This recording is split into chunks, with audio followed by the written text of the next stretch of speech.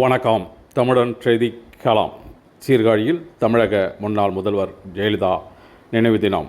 மாவட்ட செயலாளர் பவுன்ராஜ் தலைமையில் அதிமுகவினர் ஜெயலலிதாவின் திருவுருவப் படத்திற்கு மலர் தூவி அஞ்சலி செலுத்தினர்.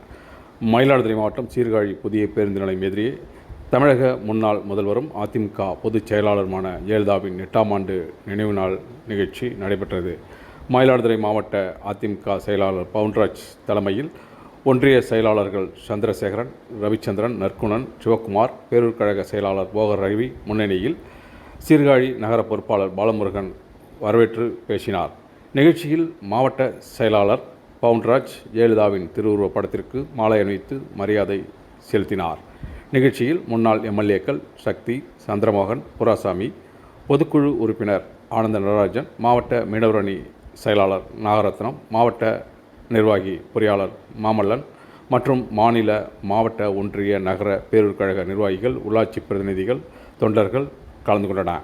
இதேபோல் சீர்காழி முன்னாள் எம்எல்ஏ பாரதி தலைமையில் நகர அம்மா பேரவை செயலாளர் ஏவி மணி, நகர துணை செயலாளர் பரணிதரன், வழக்கறிஞர் நெடுஞ்செழியன், ரவிசண்முகம், சம்பந்தம் முன்னிலையில் அதிமுகவினர் மறைந்த முன்னாள் முதல்வர் ஜெயலலிதாவின் திருவுருவப் படத்திற்கு மாலை அணிவித்து மலர் தூவி மெழுகுவர்த்தி ஏற்றி மௌன அஞ்சலி செலுத்தினர். இதேபோல் மயிலாடுதுறை மாவட்ட முன்னாள் செயலாளர் விஜிகே செந்திநாதன் தலைமையில் அதிமுகவினர் ஜெயலலிதாவின் திருவுருவப் படத்திற்கு மாலை அணிவித்து மரியாதை செலுத்தினர்.